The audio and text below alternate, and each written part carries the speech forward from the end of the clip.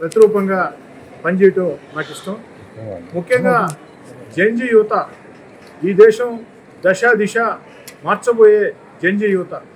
గతంలో చరిత్రలో అనేక సార్లు దేశం దిశ మార్చిన జెన్జీ యువత భారతదేశంలో ఇటీవల కాలంలో సామాజిక రాజకీయానికి చైతన్యానికి వేదిక కనిపిస్తుంది.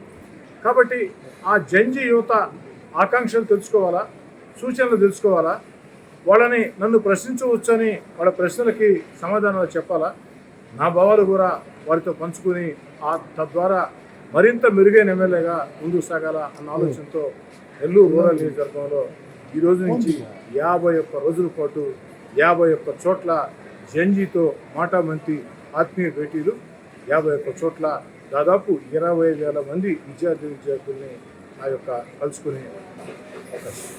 దాదాపుగా 1000 మంది విద్యార్థులు ఈ కార్యక్రమంలో మీరందరూ చూశారు, పాల్గొంటున్నారు.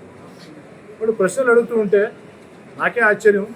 కొన్ని ప్రశ్నలకి నేను కూడా జవాబు చెప్పలేని పరిస్థితి.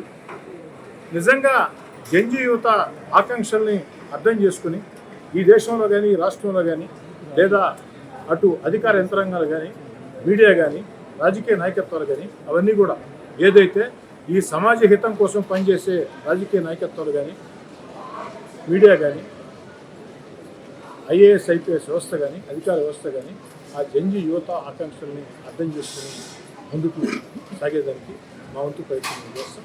ప్రధానంగా నాకు ఎంత సంతోషం అంటే, మీ ప్రధానమంత్రి ఎలాంటి వాడు కావాలా అని అడిగితే ఒక విద్యార్థిని చెప్పిన సమాధానం, మా ప్రధానమంత్రి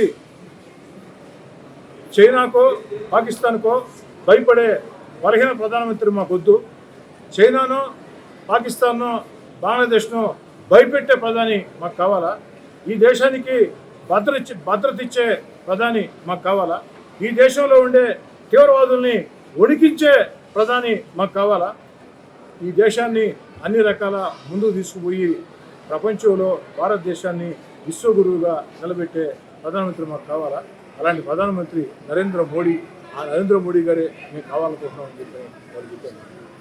రెండోది ఏంటంటే, ఒక ముఖ్యమంత్రిగా ఎలా కోరుకుంటున్నారంటే, వాళ్ళు చెప్పినటువంటి సమాధానం, మా ముఖ్యమంత్రి భావి తరాల గురించి ఆలోచన చేయాలా, వ్యవస్థల్ని విధ్వంసం చేసే ముఖ్యమంత్రులు మాకొద్దు, మా ముఖ్యమంత్రికి ఒక మంచి విజన్ ఉండాలా.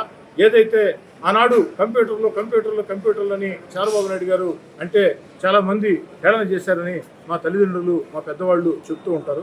కానీ అలాంటి హేళన చేసిన చంద్రబాబు నాయుడు గారు వెనక్కి తగ్గకుండా ఆ కంప్యూటర్ల మీద పెట్టిన దురదృష్టి వల్లే ఈరోజు ప్రపంచంలో అన్ని చోట్ల కూడా తెలుగు వాళ్ళు కంప్యూటర్ రంగంలో ముందుకున్నారు. అది మా పెద్దలు మాకు చెప్పినటువంటి మాట. అలాంటి చంద్రబాబు నాయుడు గారు, పెట్టుబడులు ఆకర్షించే చంద్రబాబు నాయుడు గారు, యువనేత నారా లోకేష్ గారు, పవన్ కళ్యాణ్ గారు, ఇలాంటి నాయకత్వం మాకు కావాలని చెప్పండి.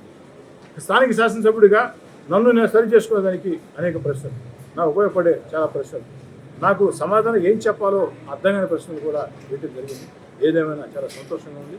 ఇక్కడ మాత్రం మాట ఇస్తూ ఉన్నా, జెన్జీ యువతకి పిలుపునిస్తూ ఉన్నా, మీరు ప్రశ్నించండి, నిలదీయండి, ఉద్యమించండి. అది సమాజానికి అవసరం.